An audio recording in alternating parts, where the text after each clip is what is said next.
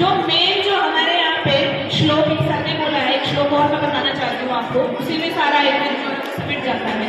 हमारे आयुर्वेद में जो मुख्य उद्देश्य जो बताया है वो क्या बताया है, स्वस्थ से स्वास्थ्य रक्षण। पहला बात क्या है कि आपको स्वस्थ से स्वास्थ्य रक्षण, आपको अपने स्वास्थ्य की रक्षा करनी है, ठीक है ना।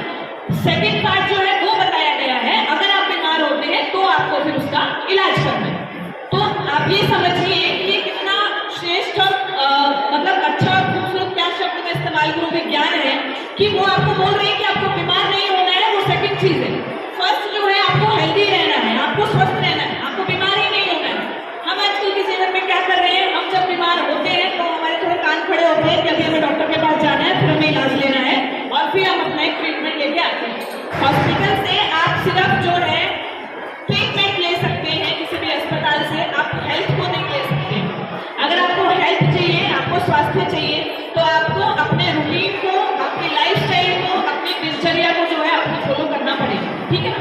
आज से कुछ सालों पहले जो है बहुत सारी बीमारियां ऐसी हैं जो हमारे समाज में, हमारे जीवन में नहीं थी। कैंसर हमने कुछ सालों में देखा है, कोरोना तो क्या अभी आ गया है, कुछ सालों पहले तक हाइपरटेंशन जो है वो इस स्तर पे नहीं थी, और भी पता नहीं कितनी बीमारियां हैं। तो वो बीमारियां क्यों इतनी आ रही है, हमें उस पर ध्यान देने की जरूरत है। हमारा समाज, हमारा स्कूल, हमारा कॉलेज, हर चीज तभी हम आगे बढ़ पाएंगे जब हमारा शरीर जो है वो स्वस्थ हो।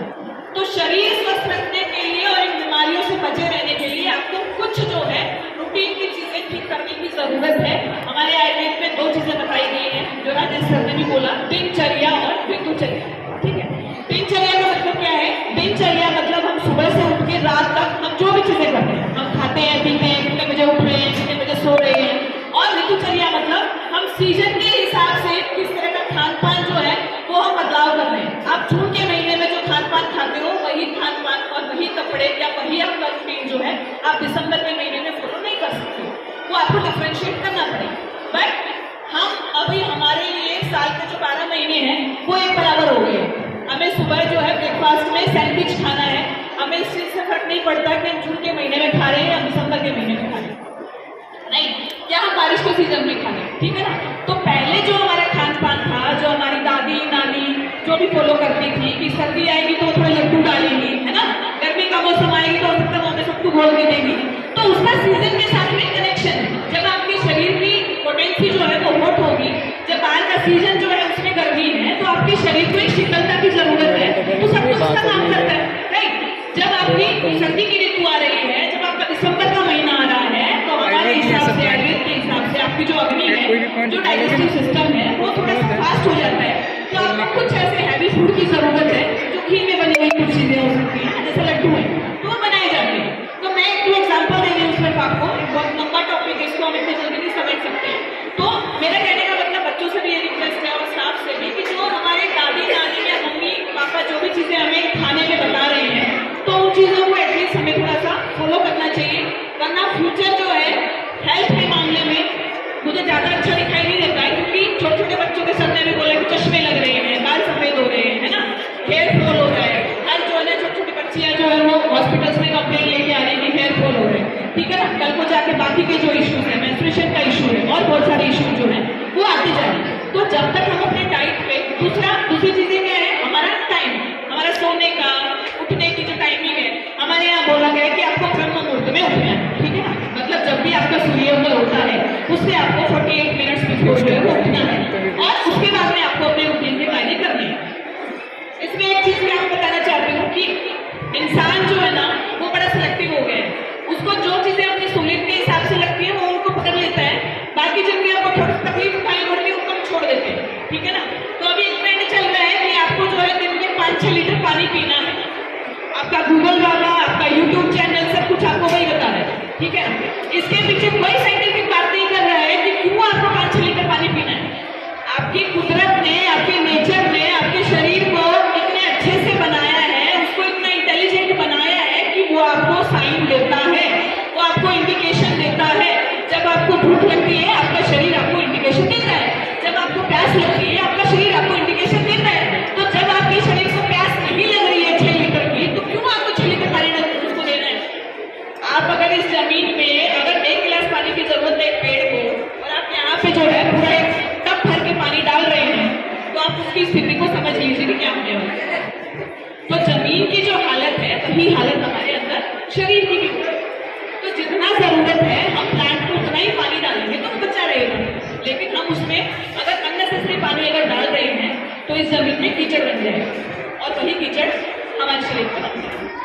तो मैं अलग अलग चीजों को बता रही हूँ कि ये सारे ही कारण फिर क्या होते हैं, फिर जो हमें समझ में आता है कि अब भूख नहीं लग रही है, अब भूख लगेगी तो उसमें अभी ऊपर से उल्टा सीधा हम खा रहे हैं। तो यही जो है ना आगे जाके हमारे यहाँ पे बोला गया है कि सर्वे रोगा मंदा अग्नि, मतलब हमारी जो डाइजेस्टिव पावर है उसको अग्नि नाम से संज्ञा दी गई है आयुर्वेद में, कि जब जब आपका डाइजेस्टिव सिस्टम खराब होगा तो ये जितने भी आपके रोग हैं, चाहे आपका डायबिटीज है, चाहे आपका हाइपरटेंशन है, चाहे आपका कार्सिनोमा है, ये सारे के सारे उसके कारण ही होते हैं।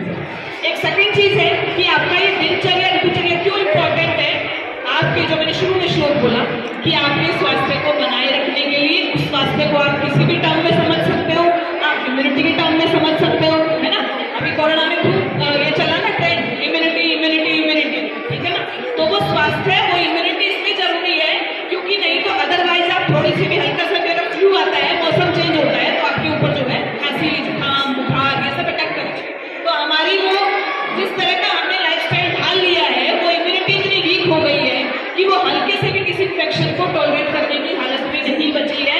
अदरवाइज कोरोना कोई नई चीज नहीं है, पहले भी खूब कोरोना आए हैं, आगे भी खूब कोरोना आएंगे, ठीक है ना। कोई ऐसी पहली बार कोई बड़ी बीमारी नहीं है, लेकिन हमने अपने शरीर की हालत ऐसी बना ली है, खासकर जो स्कूल के बच्चे हैं, मेरा उनसे रिक्वेस्ट है कि जितना आप ये मैगी, पिज्जा, बर्गर और ये पैकेट फूड्स और इन सब चीजों को आप बस एक ही बेसिक फंडा समझ लीजिए कि किसी भी चीज को अगर आप लंबे समय तक रख रहे हैं तो डेफिनेटली उसके अंदर आपको प्रिजर्वेटिव डालना पड़ेगा।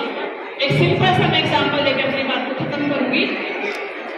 आजकल क्या हो गया है, हमने चीजों के ना शॉर्टकट निकाल लिए।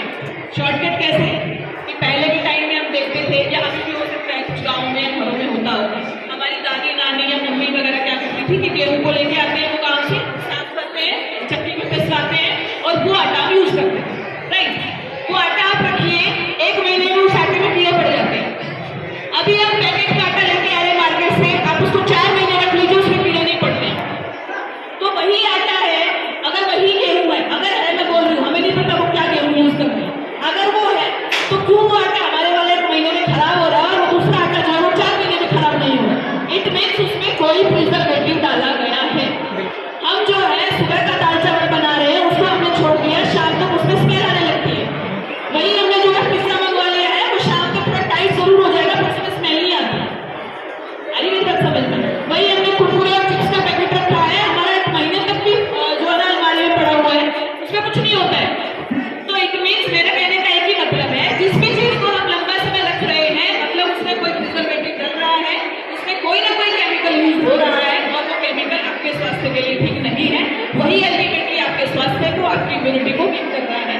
तो मेरा आप सबसे यह अनुरोध है कि जितनी हम नेचर के करीब रहेंगे, जितनी हम हमारी दादी नानी जो सीजन के हिसाब से चीजें बताती थी वो चीजें हम खाने पीने में इस्तेमाल करेंगे, और बाकी के हमारे रूटीन में, लाइफस्टाइल में जितना हम आइडियल को फॉलो करेंगे उतना हम दवाइयों से दूर रह पाएंगे। इससे ज्यादा मैं टाइम नहीं लूंगी, मैंने ज्यादा टाइम ले लिया है, बट मैं कोशिश कर रही थी कि आपको कुछ एटलीस्ट आयुर्वेद की कुछ चीजें जो है तो आपको बता पाऊँ। एक दूसरी मुझे एक बात कहनी है, देखिए मुझे पता है कि स्कूल प्रशासन का जो मेन मोटो है, क्योंकि बच्चे स्कूल में पढ़ने आते हैं और पेरेंट्स आपको फीस देते हैं उसी काम के लिए, बट मेरा कहना ये है कि no doubt study is the first priority, और इतना भी चाहिए, बट मेरा कहना ये है कि स्टडी जितना जरूरी है हेल्थ उतना ही जरूरी है। अगर आप बच्चों को हेल्थ के बारे में एजुकेट नहीं कर पा रहे हैं तो सिर्फ हम जो है डिग्री देके या सिर्फ 10th 12th करवा के हम बहुत ज्यादा सा नेशन, आप स्कूल के लिए डेफिनेटली कर पा रहे हैं, बट अब नेशन के लिए, बच्चों के फ्यूचर के लिए हम और ज्यादा कर पाएंगे अगर हम हेल्थ के ऊपर थोड़ा सा फोकस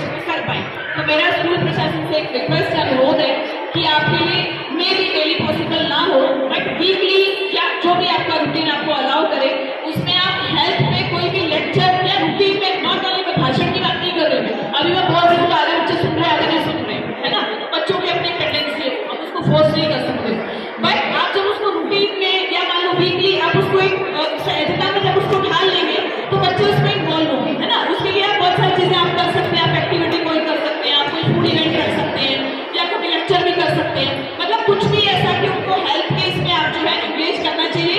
उसके लिए आई थिंक आपको जो भी मदद की जरूरत है, चेयरमैन सर यहाँ पे हैं, हमारा कॉलेज हमेशा तैयार रहेगा। स्पेशली आयुर्वेद में जो है ना आपको बच्चों को इंगेज करना चाहिए, उनको हेल्थ के बारे में अवेयरनेस जो है बीच बीच में किसी न किसी बहाने, किसी न किसी प्रोग्राम के बहाने जो है वो देते रहना चाहिए। तभी जो है संपूर्ण जो है नेशन का या संपूर्ण सिटीजन का हम निर्माण कर पाएंगे।